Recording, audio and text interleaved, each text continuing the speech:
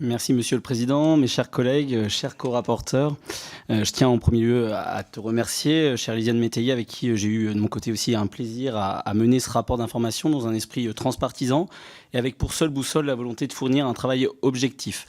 À mon tour, tu as terminé par là. Je vais commencer par remercier bien entendu l'administrateur Florian Auga pour son implication à nos côtés, sa disponibilité, son professionnalisme, ainsi que Jade Chana, stagiaire auprès de notre commission, qui a énormément travaillé, notamment sur la collecte et le traitement des données que nous vous fournissons aujourd'hui. Madame la rapporteure et moi-même n'étions pas spécialistes du sujet et nous ne le sommes pas devenus, je ne le suis pas devenu du moins. Néanmoins, ces auditions successives nous ont permis de mettre en perspective les polémiques récurrentes liées aux accords de libre-échange et le regard des spécialistes du sujet. D'emblée, je vais indiquer, après ma co-rapporteure, que le champ du rapport était trop étendu. Chaque thématique aurait pu permettre l'objet d'un rapport à part entière.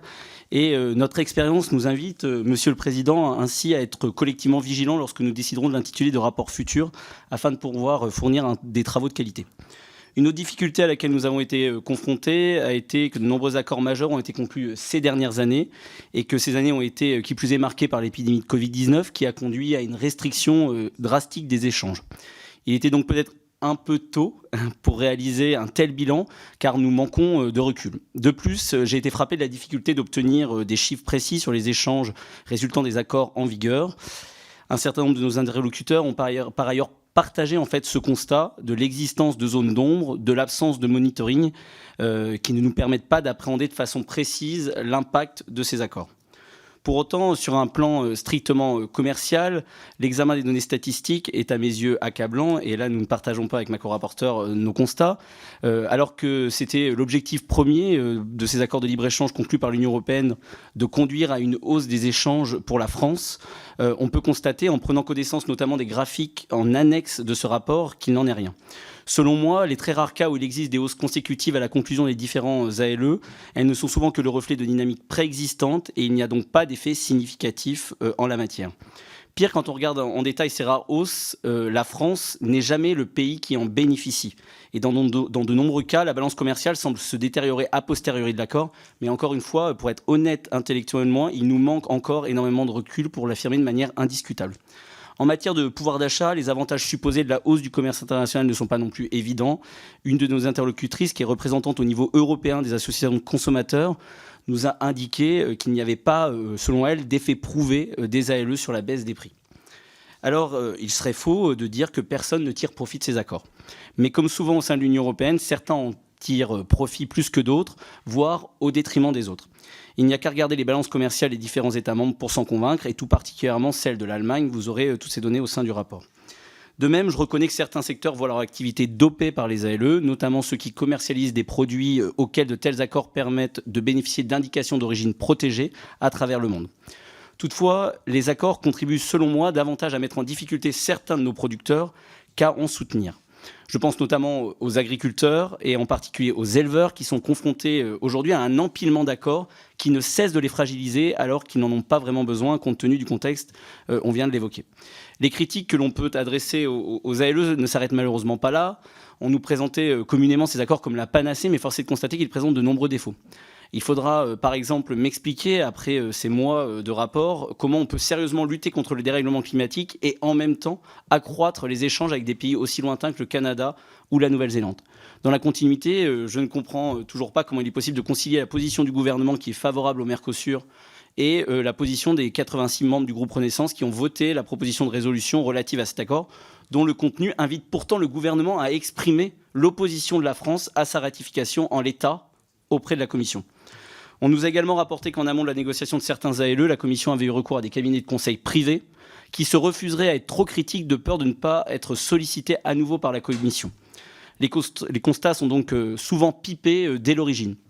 En matière d'aveu choc, je pourrais aussi vous citer les propos de notre ministre du Commerce, mais qui l'a dit avec honnêteté et qui a reconnu qu'il était aujourd'hui impossible de contrôler l'ensemble des produits importés. Or, je tiens à rappeler que l'UE commerce essentiellement, si ce n'est quasi exclusivement, avec des pays moins exigeants que nous sur le plan normatif. Et je tiens aussi à vous rappeler, par exemple, l'existence d'un accord de libre-échange avec le Vietnam, pays dans lequel l'emploi illégal des enfants est encore monnaie courante, ou encore celui avec la Colombie, pays dans lequel des centaines de syndicalistes sont assassinés. Je pourrais aussi évoquer avec vous les carences démocratiques, notamment lors du processus de négociation, mais le temps me manque et donc j'en viens aux recommandations.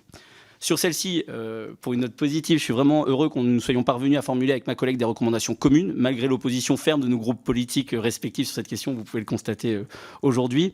Et en dépit de mon opposition personnelle générale à ces accords de libre-échange, ces recommandations sont pour moi une manière de limiter leur impact négatif en cas de ratification future.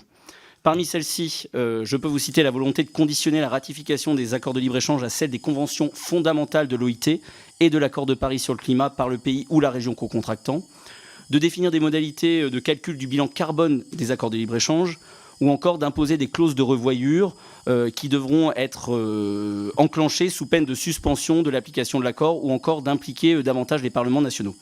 Autre mesure qui vous concerne toutes et tous, chers collègues, la volonté et la recommandation visant à permettre aux députés et sénateurs français membres des commissions des affaires européennes de bénéficier d'un égal accès à l'information relative à la politique commerciale menée par l'Union, notamment en période de négociation, un accès équivalent à celui que Mme Védrine peut avoir au niveau européen. Je regrette toutefois, pour finir, que certaines recommandations soient restées non partagées. Je pense notamment à l'interdiction du transport d'animaux vivants dans les accords de libre-échange. Je pense qu'on aurait pu trouver un consensus sur ce point. Néanmoins, je suis heureux de voir que ma collègue, et je la remercie de son esprit constructif, a fait le choix hier de rejoindre sur 3 autres recommandations que je défendais, notamment celle visant à ne plus attribuer à attribuer à une autorité indépendante, notamment à la Cour européenne des comptes, la Cour des comptes européenne, excusez-moi, la conduite des études ex ante et ex post, ou encore celle visant à imposer un carbon score aux produits importés pour mieux informer les consommateurs. Pour finir, je tiens aussi à mon tour à remercier nos collaborateurs, mon collaborateur Esteban Maillot qui m'a supporté à travailler tout le long de ce rapport. Remercier à nouveau ma co-rapporteure Madame Métayer et vous dire que nous sommes bien entendu disponibles pour répondre à vos questions. Concernant Mme Klinkert, déjà je la remercie de son honnêteté intellectuelle puisqu'elle a admis qu'il y avait un doute sur les bénéfices réels de ces accords. C'est ce qui dans tous les cas est le constat partagé entre de l'ensemble des personnes présentes, j'espère ici, puisque le rapport le démontre. Comment garantir les normes environnementales et comment faire en sorte qu'elles soient respectées ? Aujourd'hui, ça nous paraît impossible quand on entend le ministre Olivier Becht nous dire qu'il n'est pas en capacité déjà aujourd'hui de vérifier la totalité des produits qui rentrent sur le sol. En plus, on le sait, aujourd'hui, chaque pays a sa propre douane. Il n'y a pas de douane européenne. Je ne défends pas une douane européenne, soyons clairs, mais on voit bien qu'il y a une contradiction et des difficultés inhérentes à ce mécanisme. Il y a une évolution aussi du commerce international, c'est-à-dire qu'avant, on avait des conteneurs qui arrivaient avec un seul produit unique qui permettait d'être contrôlé. Aujourd'hui, je ne veux pas citer Alibaba, mais on commande de multiples produits qui arrivent directement dans notre boîte à lettres, et donc il y a eu une évolution au-delà des accords de libre-échange qui entraîne un certain nombre de difficultés.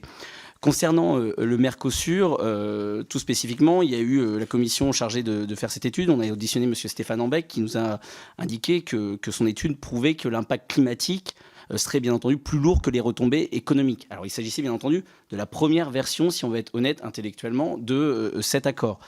Oui, il y a des bénéficiaires. Les filières laitières, les vins, les spiritueux.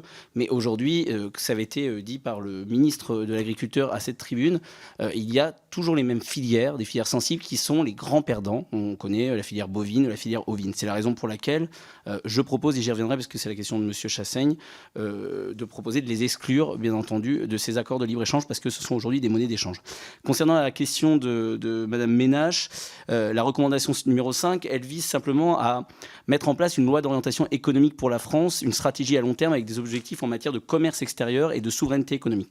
Très clairement, je ne suis pas contre, nous ne sommes pas contre le commerce international. Il a existé bien avant l'Union européenne, bien avant les accords de libre-échange, mais il y a aujourd'hui, notamment au vu des enjeux climatiques, la nécessité de réduire notre dépendance aux importations. 51% des gaz à effet de serre aujourd'hui sont émis du fait de nos importations, et donc il me semblerait bon à chaque ratification d'un accord de libre-échange que les États membres, et tout spécifiquement la France que je représente, s'interrogent sur la manière de dépendre chaque jour un peu moins en réfléchissant à la manière de structurer, soutenir un certain nombre de filières. Je ne vous propose pas, bien entendu, de relocaliser ou de développer des filières pour les avocats et les goyaves qui seront difficiles, même malgré le réchauffement climatique, de produire dans notre sol. Mais il y a un certain nombre de produits qu'aujourd'hui nous importons et que nous pourrions faire sur notre sol. Et je ne veux pas, je refuse que l'on, que par facilité, nous reposions uniquement sur ces importations quand il est possible aujourd'hui de développer, relocaliser, créer de l'emploi sur notre sol et indirectement, bien entendu, réduire nos émissions de gaz à effet de serre. Concernant la question de Madame Obono, Sur le droit de veto, alors moi j'ai une proposition qui est équivalente, qui permettrait à chaque État, par référendum, de ratifier ces accords. Alors bien entendu, certains me diront c'est la fin des accords de libre-échange. Indirectement, je dirais peut-être tant mieux, et c'est peut-être indirectement un souhait, pour être honnête, mais je pense que les Français doivent pouvoir s'exprimer. Un droit de veto serait similaire en fait à cette possibilité de ratification par référendum de l'ensemble de l'accord et non uniquement de la partie liée aux compétences partagées. Concernant sa volonté, la volonté de Mme Obono de aucun nouvel accord s'il n'y a pas de respect des droits humains, je pense que la proposition que nous portons d'obliger le pays co-contractant, la région co-contractante à ratifier les conventions fondamentales de l'OIT permettrait d'atteindre ces objectifs. Je vous le dis, je pense qu'on ne peut pas tolérer, au vu des valeurs que nous défendons en France et au sein de l'Union européenne, d'importer des produits du Vietnam où des enfants travaillent, ou de la Colombie, où des syndicalistes, c'est sourcé, c'est avéré, des centaines de syndicalistes ont été tués ces dernières années. Concernant la question de Madame Morel, quels sont les leviers? Parce que c'est vrai que bien entendu, il y a les accords de libre-échange en tant que tels et la manière dont on les utilise, et que chaque pays les utilise.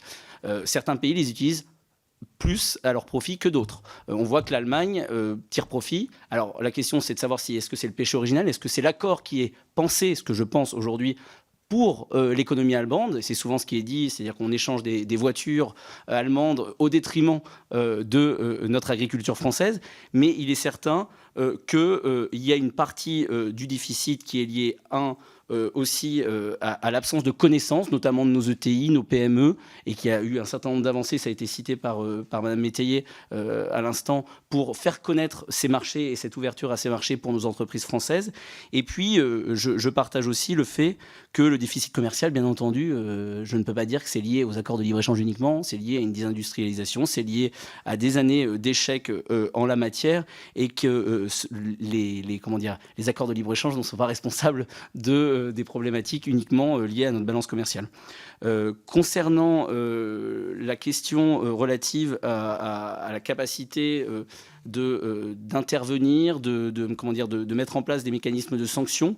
C'est vrai que nous avons comparé avec l'ALENA, l'ACEOM aujourd'hui, qui a des mécanismes d'intervention rapide, qui permet à des experts d'être mandatés et de constater si un certain nombre des obligations ne sont pas respectées. Et ensuite, c'est une bonne chose de constater, mais de pouvoir mettre en place des sanctions, de stopper un certain nombre des barrières tarifaires, remettre en place un certain nombre de barrières tarifaires, excusez-moi, si jamais il n'y a pas d'évolution.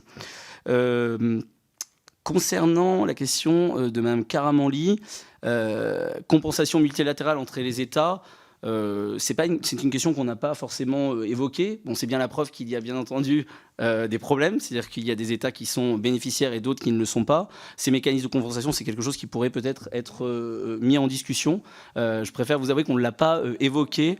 Voilà. Concernant l'agriculture, j'en reviens, et ça répondra à la question de M. Chassaigne. Ça fait partie de cette proposition que l'on porte. Alors l'idée, c'est pas de stopper le commerce international. On exportait, et nos agriculteurs exportaient, bien entendu, bien avant les accords de libre-échange. C'est de les exclure. Après, rien n'empêchera de mettre en place un certain nombre d'accords de multilatéraux, bilatéraux sur un certain nombre de sujets. Mais aujourd'hui, ça fait des années qu'on nous dit qu'il faut protéger ces filières sensibles, qu'on va être attentif, qu'on va mettre des clauses miroirs, qu'on va veiller à mettre fin à ce dumping, à ces concurrences déloyales, et on n'y arrive pas. Donc je pense qu'il faut aujourd'hui, sur les prochains accords, avoir cette fermeté de dire on les exclut. Alors peut-être qu'un certain nombre de filières demanderont spécifiquement, je pense à la filière laitière ou la filière vin et spiritueux. L'idée, c'est pas de les interdire de manière définitive, mais si aujourd'hui, c'est d'avoir ce moratoire pour bloquer et protéger, bien entendu, nos agriculteurs et notamment nos éleveurs.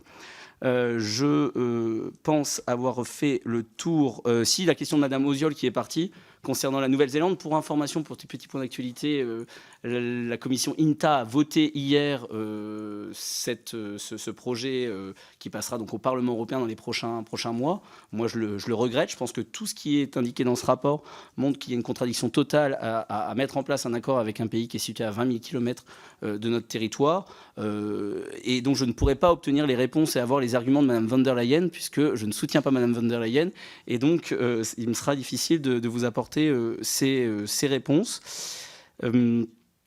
Et pour finir, concernant Madame Védrenne, c'est juste que en fait, c'est les recommandations que je porte, que nous portons parfois en commun, c'est si jamais il n'y avait pas, comment dire, ça serait un moindre mal. C'est-à-dire, bien entendu, si nous ratifions de nouveaux accords, je souhaite qu'il y ait des clauses miroirs, je souhaite que tout soit mis en place pour protéger notre industrie et nos agriculteurs, mais bien entendu, je souhaite, dans l'idéal, qu'il n'y ait plus de ratification de nouveaux accords de libre-échange, parce que le bilan que l'on en tire aujourd'hui est accablant. Et je vous invite vraiment, parce que je pense que ce qui est le plus clair dans ce rapport, ce sont les statistiques qui sont en annexe et qui montrent bien que quand il y a la ratification d'un accord de libre-échange, il y a, dans un grand nombre de cas, c'est vrai, une augmentation des échanges et une augmentation de la balance commerciale au sein de l'Union européenne. Donc on pourrait dire on applaudit, mais qu'à chaque fois, elle n'est pas corrélée à une augmentation de la balance commerciale pour la France. Et donc, ce qui est certain, c'est que ces accords de libre-échange, au-delà de ce qu'on peut en penser, c'est qu'ils ne sont pas faits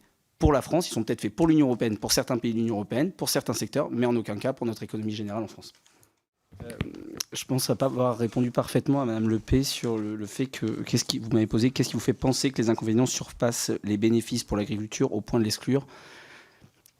C'est très difficile de vraiment comparer entre des filières, parce que je vous le dis, il y a des filières qui en bénéficient, il y a certains produits qui bénéficient notamment d'appellations d'origine qui sont protégées, d'IGP, qui permettent que l'on tire notre épingle du jeu sur notamment, je vous parle de la filière laitière, de la filière des vins et des spiritueux, mais le problème qu'il y a, c'est que l'empilement mène à ce qu'il y ait toujours les mêmes gagnants et toujours les mêmes perdants. Donc il faut qu'on trouve aujourd'hui, alors peut-être soit des mécanismes de compensation, si on n'est pas favorable à cette exception agriculturelle que je propose et qui a été soutenue par un certain nombre de personnes ici.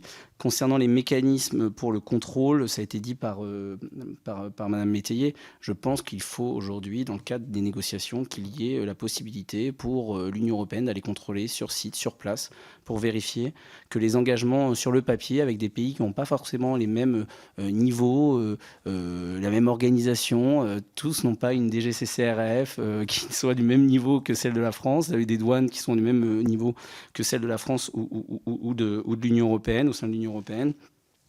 Moi, je voulais quand même juste citer un chiffre, c'est qu'entre 2000 et 2023, il y a eu plus 87% d'importation en Europe, quand il y a eu seulement plus 55% d'exportation. Alors, ce n'est pas uniquement lié aux accords de libre-échange, je le précise. L'idée, c'est d'être honnête intellectuellement dans nos échanges, mais on se rend bien compte que ça n'a pas permis d'améliorer nos exportations et d'améliorer l'accès, forcément, de manière aussi substantielle que certains veulent le laisser croire, pour nos entreprises françaises. Dans tous les cas, je voulais vous remercier encore une fois ma co-rapporteure, remercier aussi Marie-Pierre Védrenne, parce que je ne l'ai pas fait, parce que ça fait partie des personnes que nous avons eu la chance d'auditionner et qui nous a donné un regard très précis sur ces négociations, sur ce qui se passe au sein de l'Union européenne, et où on se rend compte que la France est aussi bien seule au sein de l'Union européenne pour essayer de défendre, quand bien même je ne partage pas cette volonté de continuer vers ces accords de libre-échange, mais de défendre quand même d'autres manières de mettre en place ces accords de libre-échange, parce qu'on se rend compte que les valeurs que nous défendons au sein de l'Union européenne, les valeurs que défend la France, ne sont pas aujourd'hui respectées. Voilà. Et moi, par contre, je ne partagerai pas avec ma co-rapporteure le fait que le collectif au sein de l'Union européenne doit emporter le fait que notre économie nationale, malheureusement, pâtisse de ces accords de libre-échange. Merci beaucoup. Nous en avons donc fini. Est-ce que la Commission autorise le dépôt de ce rapport d'information en vue de sa publication ? Très bien. Si le président Chassaigne approuve, c'est au nom de la Commission. Merci beaucoup. Merci à tous les deux pour votre